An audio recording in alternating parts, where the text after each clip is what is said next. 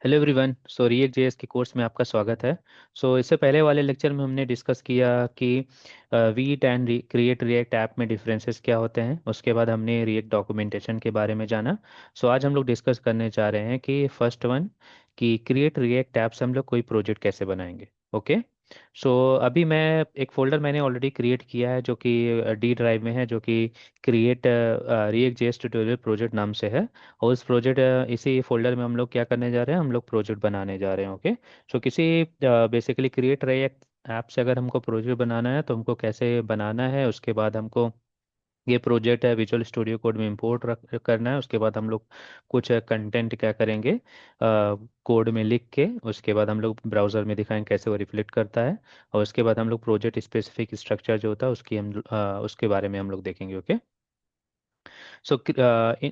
Create React app से project बनाने के लिए हमको N P X create React app हमको कमांड फॉलो करना होगा। तो मैं टाइप कर रहा हूँ @लेटेस्ट जो भी बेसिकली वर्जन होगा मैं उसको यूज़ कर रहा हूँ। यहाँ पे आप कोई स्पेसिफिक वर्जन के लिए प्रोजेक्ट बनाना चाहो, लाइक 5.12 समथिंग लाइक दैट, सो वो भी हम लोग फॉलो कर सकते हैं। ओके, उसका कोई इशू नहीं है। इसके बाद उसका कौन से फोल्डर के अंदर कौन सा प्रोजेक्ट का नाम हम लोग को लिखना होता है। तो सपोज दैट है मेरे प्रोजेक्ट का नाम है message. Okay. npx create React app @latest message. इसके इसके पहले हमको नोड जेएस इंस्टॉल करना होगा जैसे मैंने बना है। ओके। तो ये अगर मैं मैसेज इस पे एंटर करता हूँ तो ये थोड़ा टाइम लेगा और ये पूरा प्रोजेक्ट कहाँ पे बना देगा, ये प्रोजेक्ट बना देगा डी ड्राइव में अंदर। ये थोड़ा टाइम ले लेगा। उसके बाद हम लोग क्या करेंगे, ये प्रोजेक्ट हमारा क्रिएट रिएक्ट ऐप से बना देगा डी ड्राइव के अंदर इस पर्टिकुलर फोल्डर में। हम लोग वेट करते हैं, उसके बाद इसके कंप्लीट होने का वेट करते हैं, देन उसके बाद फर्दर प्रोसेस हम लोग करेंगे।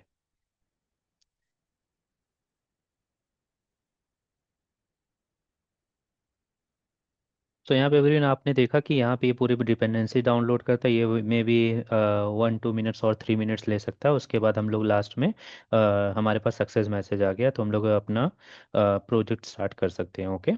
मैं अभी प्रोजेक्ट फोल्डर में जाऊँगा यहाँ पे। तो यहाँ पे देखिए मैसेज फोल्डर ऑलरेडी बन गया। अगर मैं इसके अंदर जाना चाहूँ तो यहाँ पे प्रोजेक्ट स्ट्रक्चर ऑलरेडी मेरा बना है। तो इस पर्टिकुलर मैसेज को मैं क्या करूँगा, इसको हम लोग को नेक्स्ट स्टेप हमारा है कि इसको विजुअल स्टूडियो कोड में हमको इम्पोर्ट करना। ओके। इंपोर्ट का 2-3 वेज होता है, ड्रैग एंड ड्रॉप, एंड वहाँ से भी हम लोग इंपोर्ट कर सकते हैं। तो एक तरीका ये होता है कि हम लोग यहाँ पे इसको ड्रैग किया, उसके बाद विजुअल स्टूडियो कोड में हम लोग गए यहाँ पे और इसको हम लोग यहाँ पे पेस्ट कर दिए। ओके। यहाँ पे तो ये ऑलरेडी हमारा क्या हो गया, मैसेज है फोल्डर ऑलरेडी यहाँ पे हमारा जो हम लोग फोल्डर किया, और ये हमारा प्रोजेक्ट स्ट्रक्चर। ओके। तो बाय डिफ़ॉल्ट यहाँ पे क्या होता है, जैसे हम लोग क्रिएट रिएक्ट ऐप से कोई प्रोजेक्ट बनाते हैं तो हमारा नोड मॉडल्स पूरा ऑलरेडी अवेलेबल रहता है, जो वेब पैक का मैंने बताया, राइट। यहाँ पे वेब पैक और टेम्पलेट ऑलरेडी अवेलेबल रहता है। इसके क्रिएट रिएक्ट ऐप का यूज़ करके जब हम लोग प्रोजेक्ट बनाते हैं, आई मीन टू से। ओके। ये इसका नोड मॉड्यूल्स है जहाँ पे पूरी डिपेंडेंसीज रहती हैं हमारी यहाँ पे, जो रिएक्ट एंड रिएक्ट डॉम जो होता है, राइट, रिएक्ट स्पेसिफिक डिपेंडेंसी जो रहती हैं पूरा हमारी इसमें रहती हैं। ओके।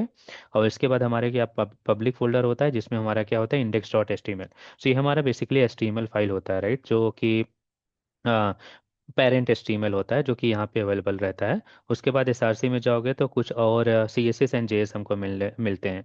तो ये जो होता है इंडेक्स, जो मेन JS जो है, पेरेंट JS जो इंडेक्स है, ये रहता है। ओके। और इसके बाद हमारा क्या रहता है यहाँ पे, ऐप JS जो कि ऐप स्पेसिफिक JS जो रहता है यहाँ पे रहता है। ओके। इंडेक्स JS में क्या करते हैं हम लोग, इस ऐप को पर्टिकुलर इस ऐप को हम लोग क्या करते हैं, इंडेक्स JS में हम लोग इसमें रखते हैं। इसको हम लोग रेंडर करते हैं बेसिकली ऐप को, as you can see here. और इसको हम लोग क्या किए, यहाँ पे इंपोर्ट किए। ये वाली चीज़ हम लोग पूरा स्टार्टिंग से देखने वाले हैं, कैसे हैं फ्रॉम स्क्रैच हम लोग डेवलप करने वाले हैं। तो यहाँ पे मैं खाली प्रोजेक्ट स्पेसिफिक जो हमारे फाइल्स हैं वो मैं बता रहा हूँ। लेकिन अभी हम लोग पूरा स्क्रैच से ये जब हम लोग वीट द्वारा प्रोजेक्ट बना लेंगे उसके बाद हम लोग पूरा ये डिस्कस करने वाले हैं एनीवे। ओके। और ये हमारा ऐप जेएस है। यहाँ पे जो कंटेंट है वो बाय डिफ़ॉल्ट थ्रू जो क्रिएट रिएक्ट से ऐप से हमने प्रोजेक्ट बना उसके साथ ही आता है ये सब। और app specific C S S है हमारे पास, then index specific C S S है हमारे पास। तो ये पूरा प्रोजेक्ट स्ट्रक्चर है। और पैकेज डॉट जेसॉन में हमारा पूरा बेसिकली कौन सा वर्जन यूज़ करते हैं, रिएक्ट डॉम का कौन सा वर्जन है, रिएक्ट का कौन सा वर्जन है लेटेस्ट, राइट, वो पूरा डिटेल हम लोग को यहाँ पे मिलता है। ठीक है। अगर इसको हम लोग को अभी जो जो बाय डिफ़ॉल्ट हमको कंटेंट मिला है इसको हम लोग को ब्राउज़र में देखना है, राइट। उसके लिए हमको करना पड़ेगा फर्स्ट तो अपन को यहाँ पे मूव करना पड़ेगा इस मैसेज ऐप में, राइट। सो हम क्या करेंगे, सीडी फर्स्ट मैं जाता हूँ मैसेज ऐप में, मैसेज फोल्डर में बेसिकली। मैसेज फोल्डर में मैं चला गया। उसके बाद मैं क्या करता हूँ, यहाँ पे है मैं N P M start command लिखता हूँ।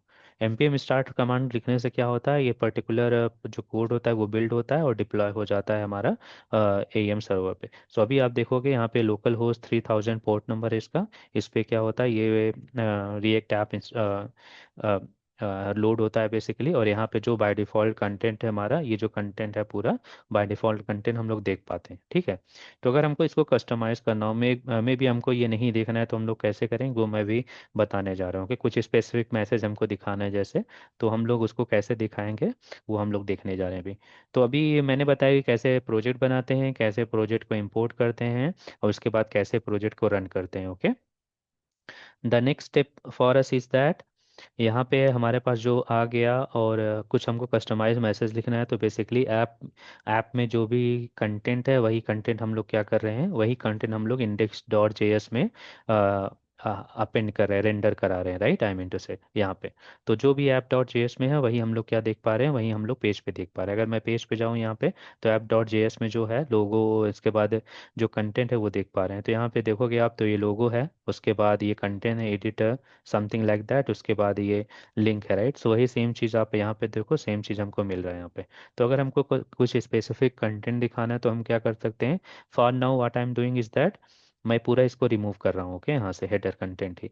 और उसके बाद हम खाली डिव कंटेंट लिखेंगे, डिव वाला टैग लिखेंगे बस। उसके अंदर मैं मे बी H1 टैग लिख रहा हूँ मैं भी यहाँ पे, हेलो एवरीवन, मैं लिख रहा हूँ यहाँ पे H1 में। और मे भी पी टैग में हम लिख दे रहे हैं यहाँ पे, वेलकम टू रिएक्ट कोर्स।